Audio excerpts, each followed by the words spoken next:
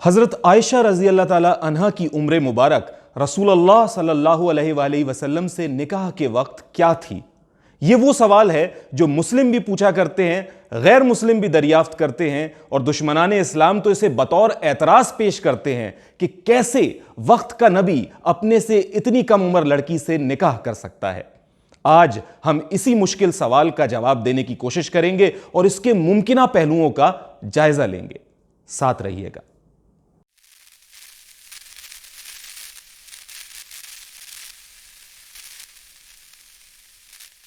کہتا ہوں سچ کہ جھوٹ کی عادت نہیں مجھے۔ السلام علیکم دوستو، عزیز و رفیقو، کیسے مزاج ہیں آپ کے؟ میں عظیم الرحمن عثمانی ایک بار پھر آپ کے سامنے حاضر ہوں۔ اگر آپ اس چینل پر پہلی بار آئے ہیں تو جان لیجئے کہ یہاں ہم مشکل ترین سوالات کو زیر بحث لاتے ہیں اور کردار سازی کے مختلف پہلوؤں پر گفتگو کرتے ہیں۔ اگر آپ ہم سے جڑنا چاہتے ہیں تو فوری طور پر سبسکرائب کیجئے اور سبسکرائب کے بعد بیل آئیکن دبا دیجئے تاکہ ہر ہفتے میری ویڈیوز آپ کو ملتی رہیں۔ چلیے موضوع کی جانب بڑھتے ہیں۔ ام المومنین حضرت عائشہ رضی اللہ تعالیٰ عنہا کی عمر مبارک بوقت نکاح کیا تھی؟ صاحبو، سب سے پہلے تو یہ جان لیجئے کہ جہاں علماء کی ایک بڑی تعداد کچھ صحیح احادیث کی بنیاد پر ام المومنین حضرت عائشہ رضی اللہ تعالیٰ عنہا کی عمر مبارک کو بوقت نکاح 9 برس قرار دیتی ہے، وہاں علماء کی ایک جماعت ایسی بھی ہے جو کچھ اور موجود احادیث کی بنیاد پر، تاریخی ریکارڈ کی بنیاد پر حضرت عائشہ رضی اللہ تعالیٰ عنہا کی عمر مبارک بوقت نکاح 21 برس بیان کرتی ہے۔ یہ 21 برس والی رائے دراصل علماء نے حضرت اسماء رضی اللہ تعالیٰ عنہا کی ثابت شدہ عمر مبارک سے اخذ کی ہے۔ تاریخی طور پر یہ ثابت ہے کہ حضرت اسماء رضی اللہ تعالیٰ عنہا حضرت عائشہ رضی اللہ تعالیٰ عنہا سے پورے 10 برس بڑی تھیں، اور دونوں صحابیات کی تاریخ پیدائش اور تاریخ وفات کا جب جائزہ لیا جاتا ہے تو یہ حقیقت ابھر کے سامنے آ جاتی ہے کہ غالباً بوقت نکاح حضرت عائشہ رضی اللہ تعالیٰ عنہ کی عمر مبارک 9 برس نہیں بلکہ پورے 21 برس تھی۔ یہ وہ دوسری رائے ہے جو علماء کا ایک گروہ بیان کرتا ہے۔ اچھا، معاملہ یہاں بھی نہیں ختم ہوتا، بلکہ اہل علم کی ایک تیسری رائے بھی موجود ہے جس کے مطابق اماں عائشہ رضی اللہ تعالیٰ عنہ کی عمر مبارک بوقت نکاح 19 برس تھی۔ یہ احباب اپنی دلیل عربی زبان کے اس اسلوب سے پکڑتے ہیں جہاں بعض اوقات 8 کو 18 پڑھا جاتا ہے یا 9 کو 19 پڑھا جاتا ہے۔ لہٰذا جن احادیث صحیحہ میں یہ ذکر ہوا ہے کہ حضرت عائشہ رضی اللہ تعالیٰ عنہ کی عمر 9 برس تھی، وہاں دراصل یہ احباب مراد 19 برس لیتے ہیں۔ سوال یہ نہیں ہے کہ ان میں سے کون سی رائے زیادہ مستند ہے، نہ ہی اس ویڈیو کا یہاں پر یہ مقصد ہے۔ اصل سوال یہ ہے کہ ایک بات جو تاریخی طور پر ثابت نہیں ہے، جس میں اہل علم کا اختلاف موجود ہے، کیا اسے بنیاد بنا کر پورے اسلام پر کوئی اعتراض کیا جا سکتا ہے؟ مجھے امید ہے کہ آپ کا جواب بھی میری طرح نفی میں ہوگا، لیکن چلیے جو بھی اس وقت ممکنہ جواب موجود ہیں ان کے پہلوؤں کو کھوجتے ہیں۔ کیا آپ جانتے ہیں کہ احادیث مبارکہ سے یہ بھی ثابت ہے کہ رسول کریم صلی اللہ علیہ وآلہ وسلم کے نکاح مبارک میں آنے سے قبل بھی حضرت عائشہ رضی اللہ تعالیٰ عنہا کا رشتہ ایک اور جگہ طے تھا؟ اس سے تو یہ بات آخری درجے میں واضح ہو جاتی ہے کہ ان کی عمر مبارک جو بھی تھی وہ عمر اتنی ضرور تھی جو اس معاشرے میں ایک قابل قبول عمر تسلیم کی جاتی تھی نکاح کرنے کے لیے، رشتہ کرنے کے لیے۔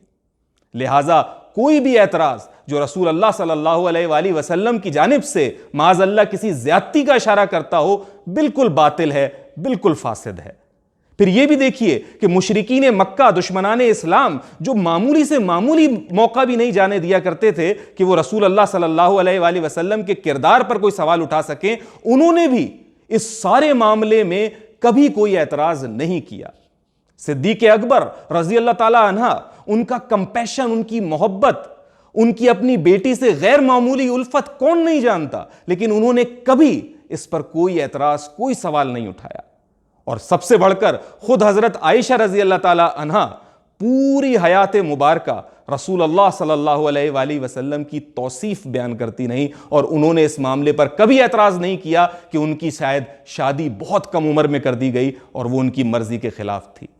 لہٰذا یہ سارے احتمال، یہ سارے سوالات، یہ سارے اعتراضات باطل ہو جاتے ہیں۔ یہاں یہ وضاحت میں کرتا جاؤں کہ میں ہرگز یہ نہیں کہہ رہا کہ حضرت عائشہ رضی اللہ تعالی عنہ کی عمر مبارک کیا تھی. میں فقط اتنا بیان کر رہا ہوں کہ تاریخی طور پر اہل علم میں ان کی عمر مبارک کے بارے میں اختلاف رہا ہے، اور وہ عمر چاہے جو بھی تھی حاضرین کے لیے، ان کے دور کے لیے قابل اعتراض یا معیوب نہ تھی، ورنہ ہمارے پاس ان کی جانب سے اعتراضات موجود ہوتے. میں یہ بھی جانتا ہوں کہ میرے سننے والوں میں ایک بڑی تعداد ان لوگوں کی بھی ہوگی کہ جو صحیح بخاری میں درج احادیث کی بنیاد پر یا دیگر احادیث کی بنیاد پر یہ استدلال پیش کریں گے کہ بوقت رخصتی حضرت عائشہ رضی اللہ تعالی عنہ کی عمر لازمی طور پر 9 برس تھی. اگر آپ اس رائے پر بھی ہیں تو اس میں کوئی اعتراض والی بات نہیں ہے، لیکن پھر ہمیں یہ سمجھنا ہوگا کہ وہ کون سی بات تھی، وہ کون سی وجوہات تھی جس کی بنیاد پر یہ اجازت دی گئی. چلیے اسے بھی ایک نظر دیکھ لیتے ہیں. اگر میں آپ سے کہوں کہ اپنے نوزائیدہ بچے کو خوفناک بہتے دریا میں ڈال دیجئے یا اپنے بیٹے کی گردن پر چھری رکھیے اور پھیر دیجئے، تو آپ کے کیا احساسات ہوں گے؟ کیا آپ میری بات مان جائیں گے؟ ظاہر ہے کہ نہیں، بلکہ ہو سکتا ہے کہ میرا گریبان تھام کر یہ سوال کریں کہ ایسی ظالمانہ بات میں نے سوچی بھی کیسے. لیکن ذرا سوچئے تو کہ جب یہی حکم موسیٰ علیہ السلام کی والدہ کو ملتا ہے تو وہ اپنے بچے کو بہتے خوفناک دریا میں ڈال دیتی ہیں. جب ابراہیم علیہ السلام کو ملتا ہے تو وہ اپنے لخت جگر کی گردن پر چھری رکھ دیتے ہیں، اور ہم آج تک ان کی اس فرما برداری کی توصیف و تعریف کرتے ہیں. کیوں؟ وجہ صرف ایک ہے کہ یہ حکم کسی بندے کی جانب سے نہیں تھا، بلکہ خالق اللہ رب العزت کی جانب سے تھا. لہٰذا بظاہر یہ حکم کتنا ہی ظالمانہ کیوں نہ نظر آئے، اللہ کی مشیت و حکمت میں یہ ظالمانہ نہیں تھا. اور پھر یہ وقت نے ثابت بھی کیا جب موسیٰ علیہ السلام کی جان بچا لی گئی اور اسماعیل علیہ السلام کی جان بچ گئی. ثابت ہوا کہ کوئی امر اگر من جانب اللہ ہو تو اس کے ظاہر کو دیکھ کر یہ فیصلہ نہیں کیا جاتا کہ وہ غیر فطری یا ظالمانہ ہے، بلکہ ایک مومن تو اپنے رب کے علم اور مشیت پر بھروسہ کرنے والا ہوتا ہے. حضرت عائشہ رضی اللہ تعالی عنہ سے بھی نکاح کا حکم، فیصلہ اللہ کی جانب سے تھا، اور صحیح بخاری کی ایک حدیث کے مطابق رسول کریم صلی اللہ علیہ وآلہ وسلم کو ان کے خواب میں دکھایا گیا. ٹھیک ویسے ہی جیسے ابراہیم علیہ السلام کو اسماعیل علیہ السلام کے بارے میں دکھایا گیا تھا.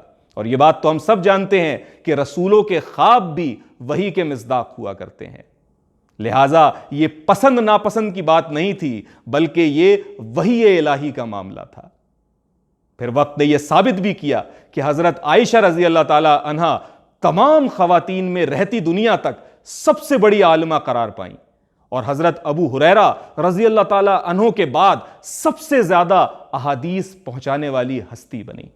اللہ تعالیٰ ان پر خوب رحمت فرمائے، آمین یا رب العالمین. چلیے اسی نقطے پر ویڈیو کا اختتام کرتے ہیں. امید ہے کہ اس مشکل موضوع کے ضمن میں پیش کردہ استدلال سے کسی نہ کسی درجے آپ نے استفادہ کیا ہوگا. چینل ضرور سبسکرائب کیجئے گا، بیل آئیکن دبا دیجئے گا تاکہ مجھ سے رابطے میں رہ سکیں اور ہفتہ وار ویڈیوز آپ تک پہنچتی رہیں. اگلی ویڈیو تک کے لیے میں آپ سے اجازت چاہتا ہوں. السلام علیکم.